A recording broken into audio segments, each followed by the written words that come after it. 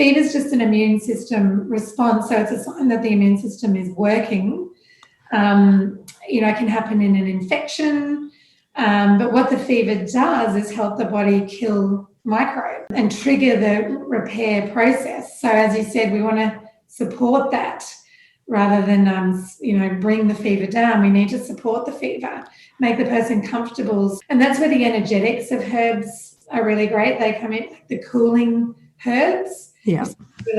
If they're feeling really hot, but then they might start shivering. And that's where you want to bring in the more warming herbs. So it's really, as you said, looking at the person where they're at and supporting that. Hello and welcome. Mentoring with Geraldine is a bite-sized practitioner podcast for naturopaths, nutritionists, herbalists and practitioners. This podcast responds directly to your needs, the needs of the practicing natural therapist. With interviews, herbal discussions, something business and something clinical each week, you'll get the variety you need and enjoy to stay motivated in practice. Hello, everybody, and welcome to Mentoring with Geraldine and the Bite Size Podcast. And we've got Christine Thomas from the Herbal Extract Company in Sydney with us today. And we're going to be talking about our immunity, really, because we've got to think, haven't we just been thinking about that all the way through 2020 and here into 2021? But I think overall, our clients have been beginning to think more about their health and more about their immune systems. And as herbalists, we've got very unique set of skills and set of brown bottles that can really help them out overall, long-term and short-term. And with our immune health, we've got lots and lots of other aspects we need to think about as well. So Christine, we've got our herbal highlight that came out, and you talked about looking after our immune health, and then you talked about all the different aspects of it as well. We just thought, as you said, it's probably a good idea to focus on the immune health for this part of the year, especially we've got winter coming up as well, the colder months. So we wanted to do an immune series. And as you said, as herbalists, they're really well placed to educate and empower our clients to look after their health, So, we just wanted to sort of delve a little bit more into our immunity and also sort of the actions. We've sort of divided it by actions, what the herbal actions are going to help with immune health, because it's such an elegant and complex system. It's a work of art. Once you sort of look at the immune system, it's basically there to keep our inner and outer worlds in harmony. So and so we wanted to look at how that's done. A lot of it is to protect our body from infection and disease. Yes, absolutely. We've got some recovery. Yeah, we've got some really good, antimicrobials and antibacterials and antifungals in the herbal world. So that, we can put them in, we can put them on, we can bathe in them, we can do all sorts of things with our herbs. And we can do that with fresh and with dried and, of course, with the herbal tinctures for our clients. So, the antibacterials, lots of, we'll get a bug or something and it'll be viral. And you can't do anything about a viral. You can't go to the doctor and have an antibiotic for it. You can't have an antibacterial for the viral flu or cold or whatever it is that comes along that you've caught up, your child at school. But sometimes, we've got antivirals. We've got herbal antivirals. So we're really lucky that we can support and we can help change almost what's going on with the body and just reduce the severity of those illnesses. So you've got some really good antivirals there that can help us sort of eradicate, the viral problem, but they do other things too. So that's the amazing thing, isn't it? They go across a lot of systems, but you've got some incredible antiviral. So we'll start with antiviral, shall we? So what antivirals have we got? In alphabetical order with all our different actions, but I've sort of put the antivirals under antimicrobials, which, can elicit a specific immune response. So antimicrobial is the umbrella term for antibacterial, antiviral, antifungal. But there's some really well-known antivirals, and St. John's wort is actually one of them. for the Oh, herbivores particularly. yeah. Elderberry has been the poster herb for antiviral. Yeah. It's probably the number one selling herb in the world at the moment. Absolutely. I mean, it's been the 2020 herb, hasn't it, really? Yeah. The elder. So when you can't get the berry, you've got the elderflower, you can at least be taking that if you can't get the elderberry. St. John's wort is an interesting one, though. So maybe we'll just sidestep to St. John's wort for a moment and talk about how it goes against what they call envelope viruses, where the virus is encapsulated, it's held in an envelope, and so lots of things can't get to it. So lots of viruses that would otherwise they wouldn't be able to get to with medications and drugs. The St. John's wort actually gets in through that envelope and helps, reduce the severity of the illness and helps break things down and sort the person out, really. It's interesting. And that St. John's, of course, people, any public listening, they'll be thinking, oh yeah, St. John's, it's really good for, it's an antidepressant, anti-anxiety, all of those things. And yet we're using it totally differently, traditionally and scientifically. It's also amazing for those envelope viruses. So you'll find it in a lot of antiviral medications, and naturopaths giving it and herbalists giving it out as part of a mix for people who are unwell. It's an incredible herb, does a lot of different things, unexpected things, really. And I love when you look at the immune system, when I was doing the highlight, the analogy of the immune system being the body's version of the military. Yes. And, yep. It's this vast army of cells and tissues that are on the lookout for invaders. And if they spot an enemy, there's a targeted attack is mounted by the immune system warriors, which, as you said, we've got many herbs that can assist those warriors, which are white blood cells, antibodies.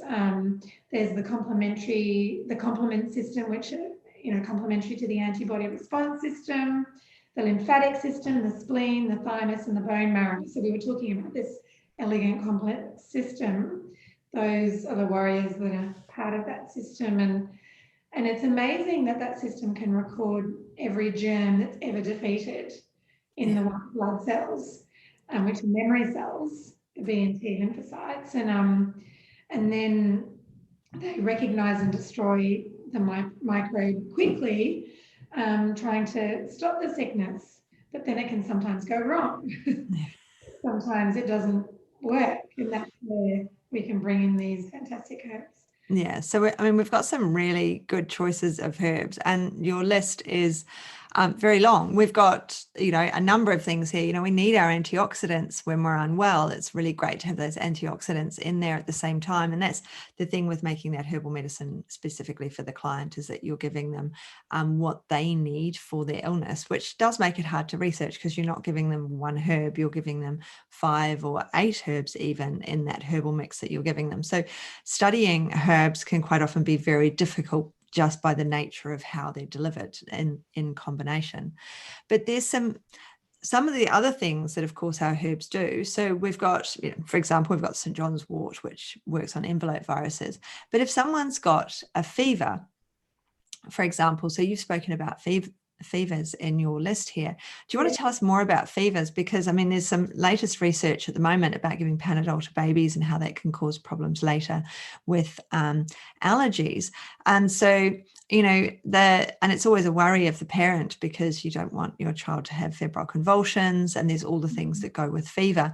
But it's interesting that our herbs, we sometimes want people to have the fever. Yes, there is a limit to everything. Absolutely. We don't want to go over that 40 really, but the fever burns it off. But we've got some herbs that will promote the sweating. We've got herbs that will also reduce or prevent a fever, really reduce that fever. And, and they also, of course, work not just for fevers, but menopause, when they've got the sweat going on, you've got the heat going on, you still take these, you can still take these antipyretics as well. So what's the difference between the antipyretics, the feverfuges, and the diaphoretics? Do you want to have a bit of Yes, well, so the antipyretics, or they can also be known as feverfuges, are herbs that help to prevent the fever, whereas the diaphoretics, they'll promote the sweating, which will bring the fever down. But as you said, A fever is just an immune system response, so it's a sign that the immune system is working. It can happen in an infection, but what the fever does is help the body kill microbes and trigger the repair process. So as you said, we want to support that rather than, bring the fever down. We need to support the fever, make the person comfortable. And that's where the energetics of herbs are really great. They come in like the cooling herbs. Yeah. If they're feeling really hot, but then they might start shivering. And that's where you want to bring in the more warming herbs. So it's really, as you said, looking at the person where they're at and supporting that. And then, then you've got the inflammation, which is another sign, another sort of immune sign that the immune system is working, where it's the body's way to heal and repair damaged tissue. So, having a fever and inflammation can be unpleasant. It's a sign that the body's doing its job. So those antipyretics and diaphoretics are there to support fevers. Yeah. And I mean, it's a really great way of speeding up an illness as well, because often when we're suppressing something for a long period of time, then the body doesn't have a chance to truly rid itself of the problem. Whereas sometimes if we let that fever go a little bit, obviously we're keeping an eye and we're being responsible and we're, looking after the whole body and we're doing all of the things. But if we can get that fever up a little bit and leave it up for a while, then we can speed up the resolution of the illness. So exactly. And the other one on your list are immune enhancers, because there's always a discussion about should we be stimulating the immune system, and there are some times when we shouldn't. But often with our immune enhancers, we also have immune modulators, which work really well. So here we've got this sick person now. Now our sick person has a fever, but it's a really, we need to enhance and support our immune system. And of course, the best one is, not the best one, but the most well-known one, of course, is echinacea. That's the one that everybody's heard about all of the time. And there's lots of, you shouldn't use it, it's going to stimulate, you shouldn't use it, it's going to do this, that, and the other thing. But of course, it's in our modulators list, isn't it? Mm-hmm. Yes, and it does make it into both, actually. Yeah. It can be a bit confusing, but I guess that's why we sort of wanted to look at the immune system to start with in the series, because there's overactivity and underactivity of the immune system. And when we're looking at overactivity, it's allergic and autoimmune disease, allergy to foods, medications, insects, anaphylaxis, which can be life-threatening, very much. Fever, sinus, asthma, hives. These things are increasing at an incredible rate, which we can talk about when we look at the anti-allergic, autoimmune disease as well. So again, it's a bit like when we're talking about fever, where we want to support the immune system. And as you said, when we look at modern conventional medicine, they're fantastic for emergency treatment. There's some great drugs there, but they are plagued by the side effects. Chronic disease is not a lot that conventional medicine has. So that's where these herbs that support the immune system can really come into play when we look at these chronic autoimmune and allergic disorders. Underactivity of the immune system as well is immunodeficiency.